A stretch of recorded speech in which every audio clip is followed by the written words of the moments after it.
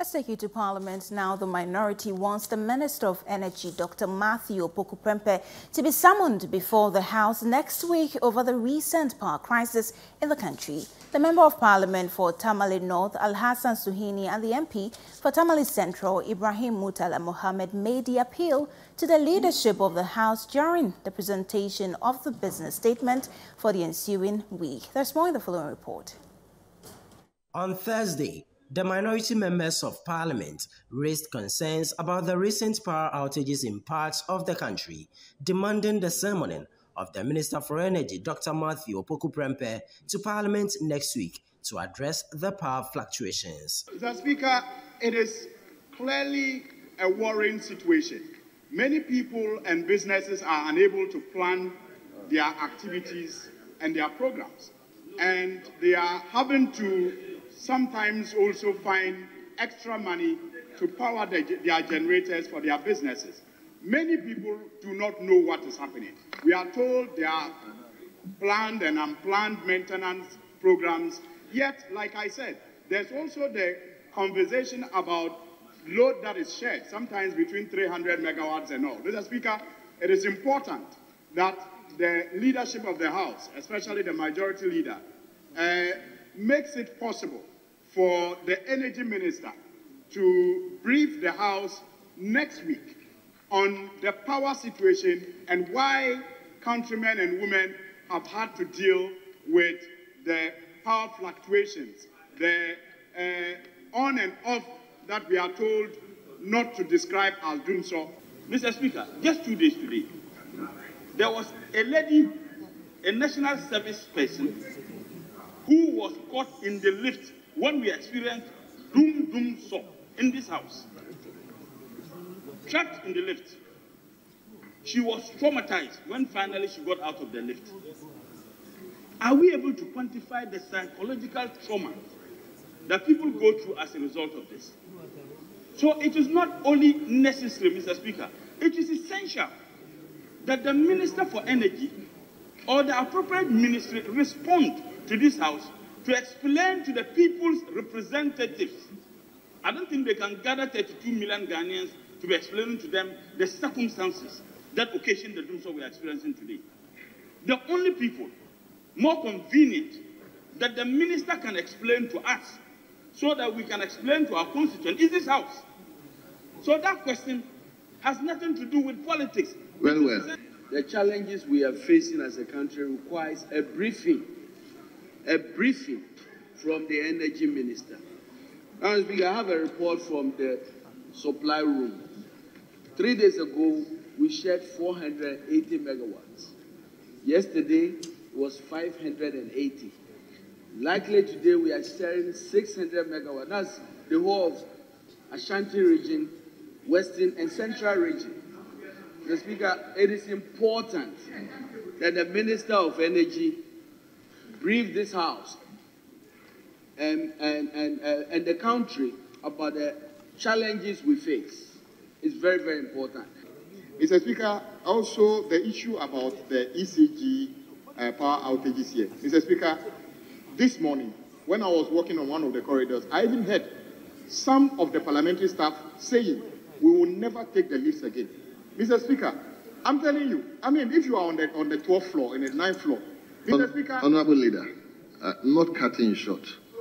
You see, the same thing Honorable Suhini has talked about it.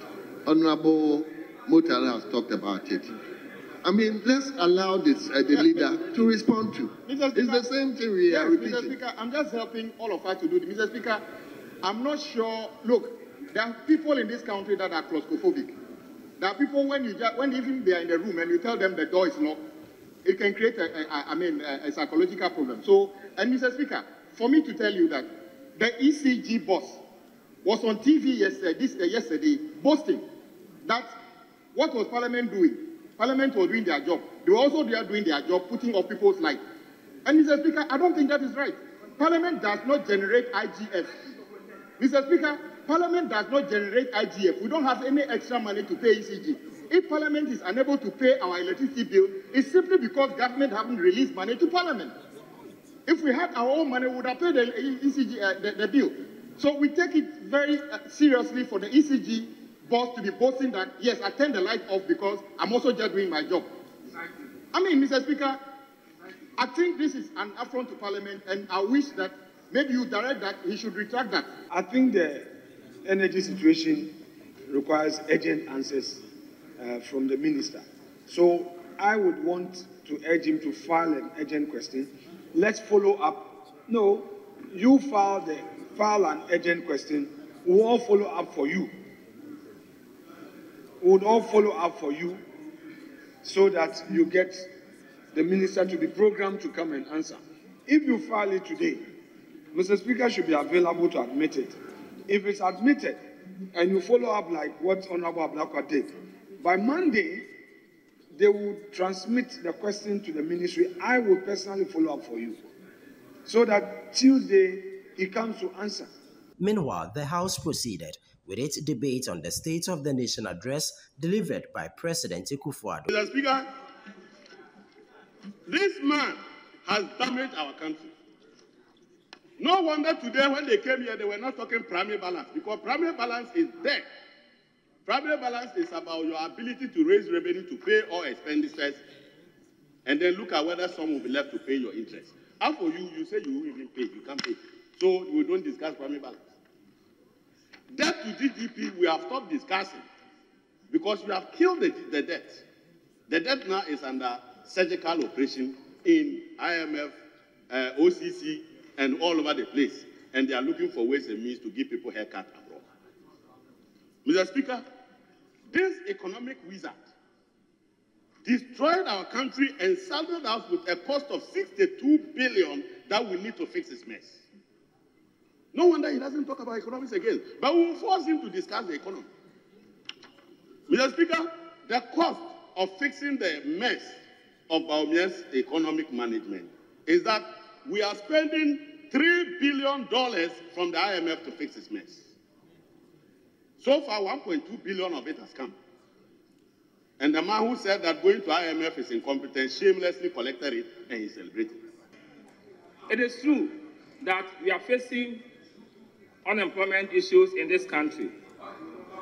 But it is also not true that this government has done nothing to addressing the unemployment challenge in this country. Honorable Speaker, between 2017 and 2022, it is on record that this government produced about 2.1 million jobs, excluding jobs under the planting for food and jobs. It's on record. Honorable Speaker, government sector alone, we were able to produce 1.2 million jobs. At the private sector, 975,000. And you can check this from SNIT records. Reporting from Parliament, my name is Ni Ayukwe Okan.